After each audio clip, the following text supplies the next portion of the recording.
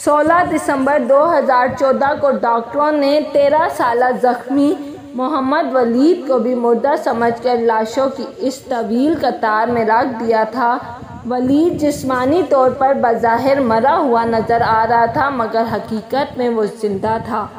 اس نے بولنے کی کوشش کی لیکن لفظ دم توڑ چکے تھے۔ ہلنے کی کوشش کی تاکہ ڈاکٹر اس کی حرکت دیکھ سمجھ جائیں کہ وہ تو زندہ ہے لیکن جسم میں ہلنے کی سکت بھی نہیں رہی تھی۔ ڈاکٹر جب اسے چھوڑ کر چلے گئے تو ولید کو تھوڑے سے فاصلے پر کھڑی نرس کو اپنے زندہ ہونے کا پیغام پہنچانے کا واحد راستہ یہ نظر آیا کہ وہ لمبی لمبی سانسیں لے۔ جب اس نے گہری سانسیں لی تو اس کے منہ میں جمع خون بلبلوں کی صورت میں باہر نکل آیا۔ نرس کی اس پر نظر پڑی اور ڈاکٹر کو آواز دی کہ وہ دیکھو وہ بچہ اب بھی زندہ ہے۔ یوں اسے ایمرجنسی روم لے جایا گیا۔ خون کے بلبلوں نے ایک طرح سے ولید کی جان بچائی۔ ولید خان وہ پہلا طالب علم تھا جسے شدت پسندوں نے آرمی پبلک اسکول میں داخل ہوتے ہوئے گولیاں ماری تھیں۔ اسے 8 گولیاں لگی تھیں جن میں سے 6 اس کے چہرے میں پیوست ہو گئی تھیں۔ اس کا جبڑا، ناک کی ہڈی اور دان ٹوٹ کر گر چکے تھے، گویا اس کا چہرہ آدھا رہ گیا تھا۔ ایک حملہ آور یہ یقین کرنے کے لیے کہ وہ زندہ ہے یا مردہ اس کے سینے پر لاتیں ماری۔ وہ سن رہا تھا کہ جب ایک حملہ آور دوسرے کو کہہ رہا تھا کہ ان سبھی کے سروں میں گولیاں مارتے رہیں۔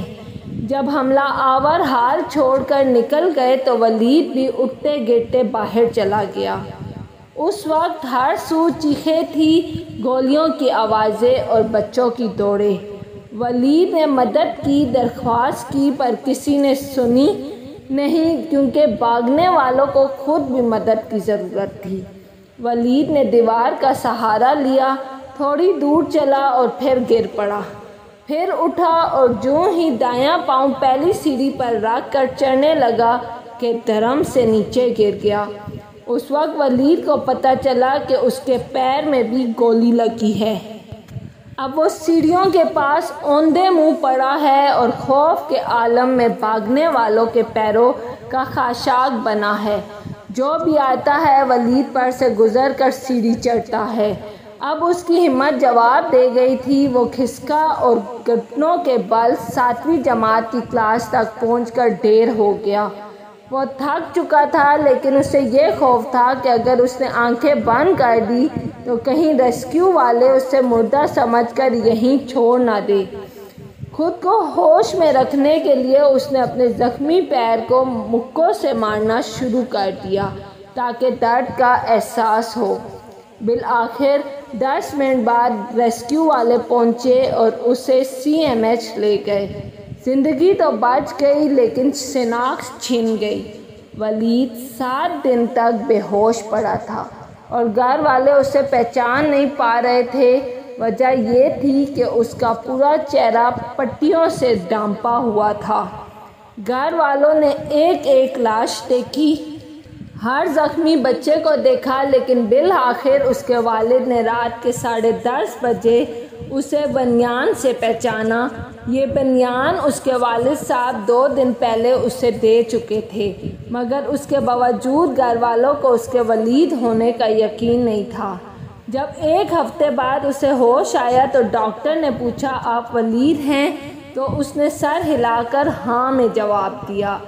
لیکن موت کے منہ سے لوٹنے والا ولید آج سر ہلا کر نہیں بلکہ پہلے کی طرح منہ اور زبان کھول کر بات کرتا ہے۔ آدھے چہرے کا وہ ولید اب مسکراتا ہے اور اپنی کہانی سنا بھی سکتا ہے۔ وہ ولید جو زخموں سے چور آرمی پبلک اسکول کی 7ویں جماعت میں ڈھیر ہو کر زندگی کی آخری سانسیں گن رہا تھا، آج یونیورسٹی آف برمنگھم اسکول کی کرکٹ ٹیم کا کیپٹن اور اسی اسکول کی ہینڈ بال اور ہاکی ٹیم کا کھلاڑی ہے۔ شدت پسندوں نے اس سے آرمی پبلک اسکول چھیننے کی کوشش کی لیکن آج وہ برمنگھم کے اسکول میں اسٹوڈنٹ کونسل کا ہیڈ بوائے ہے۔ ولید کہتا ہے کہ پہلے اپنے لیے جیتا تھا اور حملے کے بعد اب دوسروں کے لیے جیتا ہوں۔ اگر آپ کو میری ویڈیو پسند آئی ہے تو لائک اور سبسکرائب لازمی کیجیے گا۔